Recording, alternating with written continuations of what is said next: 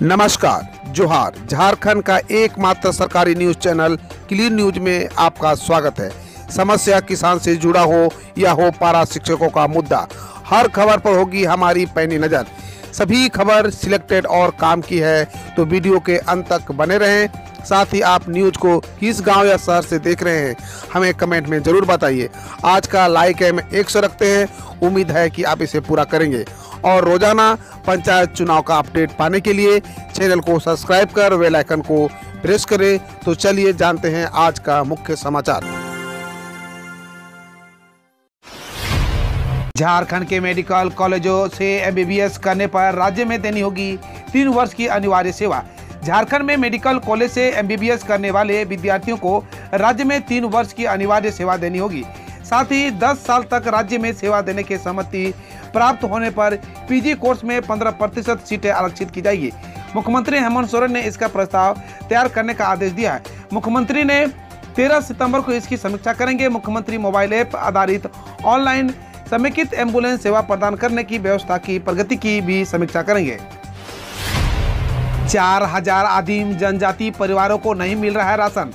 लातेहार जिले में आदिम जनजाति परिवारों को डाकिया योजना के तहत राशन का लाभ नहीं मिल पा रहा है, जिसमें ग्रामीणों के साथ साथ विभागीय कर्मी दोनों परेशान हैं। योजना के तहत राशन नहीं मिलने की मूल वजह अलॉटमेंट का नहीं होना। जिले में निवास करने वाले 4000 आदिम जनजाति परिवारों को इसका लाभ मिलता है, लेकिन 1 सितंबर से योजना के तहत राशन नहीं मिल पा रहा। प्रधानमंत्री आवास योजना में घर बनाने को अब मिल सकते हैं 3 गुना अधिक पैसे। जानिए, झारखंड विधानसभा की प्राक्कलन समिति ने राज्य में प्रधानमंत्री आवास योजना के तहत घर बनाने के लिए 4 लाख रुपए देने की अनुशंसा की है। एक दिन पहले समिति के सभापति दीपक बिरुआ ने मानसून सत्र के अंतिम दिन प्राक्कलन समिति का प्रतिवेदन सभा पटल पर रखा था। झामुमो विधायक दीपक बिरुआ ने बताया कि हर वस्तु की कीमत बढ़ी है। बालू, सीमेंट, छड़, ईंट, गिट्टी महंगे हुए हैं। इस कारण ग्रामीण क्षेत्रों में प्रधानमंत्री आवास योजना के अंतर्गत बन रहे घरों की लागत बढ़ गई है। झारखंड के लोगों में बढ़ रहा है ई व्हीकल की तरफ रुझान। 6540 वाहन बिके। जानिए क्या है इसके फायदे। झारखंड में धीरे धीरे बैटरी चालित इलेक्ट्रॉनिक व्हीकल की ओर लोग आकर्षित हो रहे हैं। वर्ष 2017 से लेकर 2020 तक कुल 6540 ई वाहन बिक चुके हैं। इसमें 4 व्हीलर से लेकर 2 व्हीलर तक शामिल है। उद्योग विभाग के अनुसार वर्ष 2021 के अंत तक 2558 अतिरिक्त वाहन बिकने का अनुमान है। पिछले दिनों दिल्ली में आयोजित निवेशक सम्मेलन में भी सरकार ने अपने प्रेजेंटेशन के दौरान बताया था कि राज्य में ई व्हीकल की संभावना अधिक है। इसे देखते हुए ही सरकार ने ई व्हीकल नीति अपनाई है। झारखंड के इन फॉल में लगाए जाएंगे हाइड्रो पावर प्लांट। खूबसूरती ऐसी कि इसको हो जाए। रांची मुरी मार्ग में अनगढ़ा अमरूद बागान होते हुए 37 किलोमीटर दूर है जोना फॉल। इस जगह पर भी हाइड्रो पावर प्लांट लगाने की योजना है। पहाड़ों के बीच 144 किलोमीटर की ऊंचाई से गिरती पानी इसकी सबसे बड़ी खूबसूरती है। यहाँ पर एडवेंचर पार्क, चिल्ड्रेन पार्क जैसी कई सुविधाएं हैं, जिस वजह से यहाँ पर हर साल पर्यटकों को भारी भीड़ उमड़ती है। झारखंड के 24 निजी अस्पताल आयुष्मान योजना से जुड़े। जाने किस जिले से कितने शामिल। राज्य सरकार ने 24 निजी अस्पतालों को आयुष्मान भारत योजना से जोड़ दिया है। आयुष्मान भारत योजना की इम्प्लेनल कमेटी ने शुक्रवार को इन अस्पतालों को जोड़ने पर फैसला ले लिया है। इससे संबंधित अधिसूचना जारी कर दी गई है। स्वास्थ्य विभाग से मिली जानकारी के अनुसार रांची जिला के 6, हजारीबाग के 5, देवघर के 3, पूर्वी सिंहभूम के 2, रामगढ़ के 2, सिमडेगा के 2 और गोड्डा के 1, धनबाद के 2 अस्पताल शामिल है। गौरतलब है कि राज्य में आम आदमी को बेहतर चिकित्सा सेवा मुहैया कराने के लिए सरकार निजी अस्पतालों को आयुष्मान भारत योजना से जोड़ रही है। निजी अस्पतालों से जुड़ने से गरीबों वहां भी 5 लाख की मुफ्त स्वास्थ्य सुविधा का लाभ उठा पाएंगे। झारखंड में 130 मदरसों को अनुदान मिलने का रास्ता हुआ साफ। जेक की बैठक में बनी सहमति। झारखंड के मदरसों को अनुदान मिलने का रास्ता साफ हो गया है। झारखंड एकेडमिक काउंसिल यानी जेक की बोर्ड की बैठक में 130 मदरसों को अनुदान देने पर सहमति बन गई है। जेक बोर्ड की बैठक में बोर्ड सदस्य विधायक सुदीप कुमार, सोनू नारायण दास और दीपिका पांडे भी शामिल हुई। इस दौरान अन्य महत्वपूर्ण निर्णय भी लिए गए। दरोगा पर शादी का झांसा देकर रेप का आरोप। एफआईआर दर्ज होने के बाद सस्पेंड। झारखंड के रांची में खाकी को शर्मसार करने वाला मामला सामने आया है। यहाँ स्पेशल ब्रांच के पदस्थ दरोगा पर युवती ने यौन शोषण के आरोप लगाए हैं। युवती की शिकायत के आधार पर रांची के जगन्नाथपुर थाने में दरोगा के खिलाफ मामला दर्ज कर लिया गया, साथ ही दरोगा को सस्पेंड भी कर दिया गया है। दरअसल स्पेशल ब्रांच में पदस्थ दरोगा गुलदीप कुमार पर हटिया के चांदनी चौक पर रहने वाली युवती ने यौन शोषण का मामला दर्ज करा है। युवती का आरोप है कि दरोगा शादी का झांसा देकर यौन शोषण कर रहा था।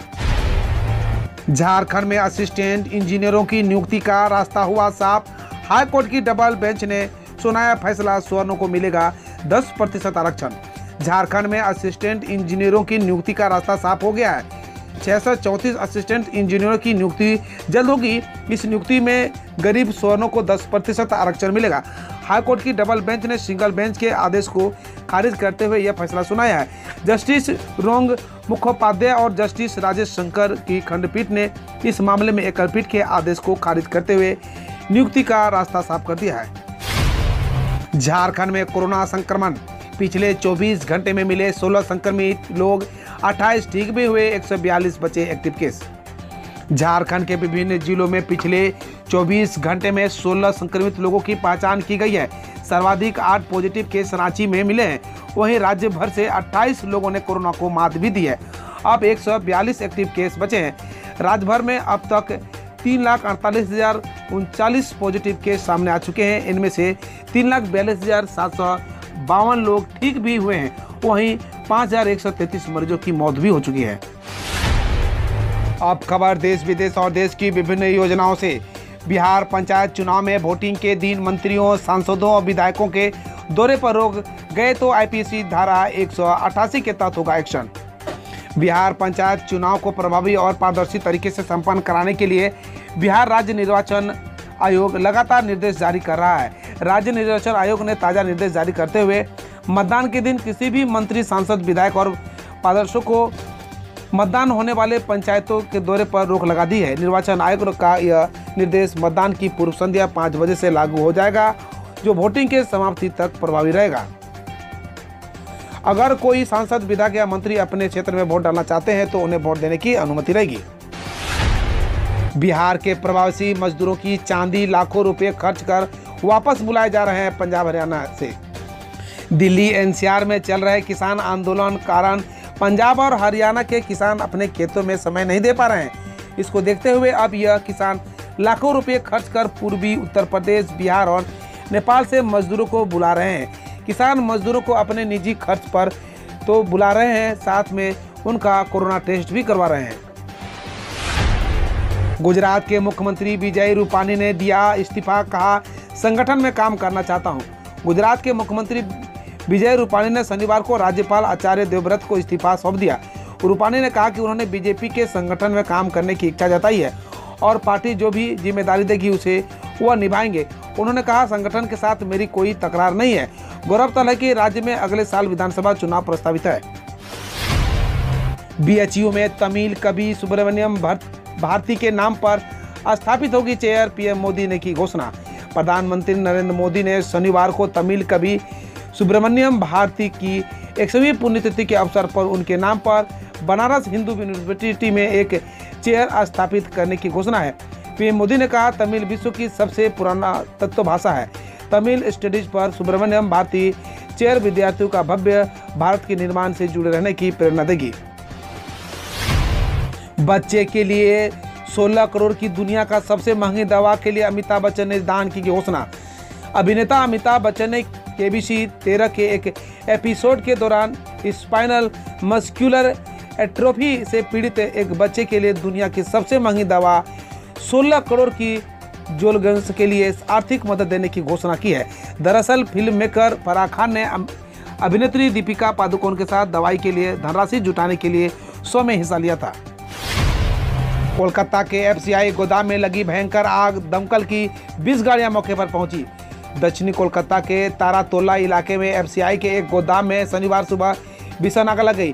तेज हवा के कारण आग बगल के गोदाम में भी फैल गई। दमकल विभाग की करीब 20 गाड़ियां मौके पर मौजूद हुई आग पर काबू पाने की कोशिश की। पुलिस की एक बड़ी टुकड़ी मौके पर पहुंची। अभी तक किसी के हताहत होने की खबर नहीं है। आग बुझाने के बाद ही आग लगने के पीछे का वजह पता चल जाएगा। अफगानिस्तान में तालिबान की सरकार के बाद भारत का पहला बयान। अफगानिस्तान में तालिबान की सरकार के बाद भारत का पहला बयान आया है। विदेश मंत्री एस जयशंकर ने कहा कि वह तालिबान की नई सरकार को एक डिस्पेंसन से ज़्यादा कुछ नहीं मानते हैं, उसमें भी सभी वर्गों के शामिल न होने से चिंतित है। इसके अलावा भारत को अफगानिस्तान में महिलाओं और अल्पसंख्यकों के हालात को लेकर खासी चिंता है। भारत चाहता है कि अफगान की धरती पर आतंकवाद के लिए यूज न किया जाए। त्योहारी सीजन में महंगा हो सकता है प्याज। नई फसल के आने में देरी के चलते त्योहारी सीजन में प्याज की कीमतें परेशान कर सकती है। एक रिपोर्ट के मुताबिक खरीफ फसल में देरी और चक्रवात ताउते के कारण बफर स्टॉक में मौजूद प्याज के अधिक दिनों तक सुरक्षित नहीं रखा जा सका। ऐसे में प्याज की कीमतें अक्टूबर-नवंबर के दौरान ऊंची बनी रह सकती है। बता दें कि पिछले साल त्योहारी सीजन में प्याज की कीमत 2018 के सामान्य वर्ष की तुलना में दोगुनी हो गई थी। महंगाई की मार, अगले महीने 11% बढ़ सकती है सीएनजी पीएनजी की कीमत। जनता पेट्रोल, डीजल और रसोई गैस सिलेंडर की कीमतों से पहले ही परेशान है। अब अगले महीने से देश में दिल्ली और मुंबई जैसे शहरों में कंप्रेस्ड नेचुरल गैस और पाइप्ड नेचुरल गैस का दाम भी बढ़ सकते हैं। इसमें 10 से 11% का इजाफा हो सकता है। एक रिपोर्ट के अनुसार सरकार गैस के दाम में करीब 76% का इजाफा कर सकती है। इसका सीधा असर सीएनजी और पीएनजी की कीमतों पर पड़ेगा। बीसीसीआई ने कहा आईपीएल के लिए यूके से यूएई आने वाले प्लेयर्स को 6 दिन तक रहना होगा क्वारंटाइन। बीसीसीआई ने सभी फ्रेंचाइजी को सूचित किया है कि आईपीएल 2021 के दूसरे चरण के लिए यूके से यूएई आने वाले सभी खिलाड़ियों को टीम बबल में शामिल होने से पहले 6 दिनों के हाई क्वारंटाइन गुजरना होगा। मई में कोविड-19 महामारी के मद्देनजर स्थगित किया गया आईपीएल 2021 दुबई में 19 सितंबर से शुरू होगा। हम रोज ऐसे ही न्यूज लाते रहेंगे, तो यदि आपने अभी तक क्लीन न्यूज को सब्सक्राइब नहीं किया है तो पहले फटाफट सब्सक्राइब कर लें, साथ ही बेल आइकन को दबा दें ताकि कोई अपडेट मिस ना हो।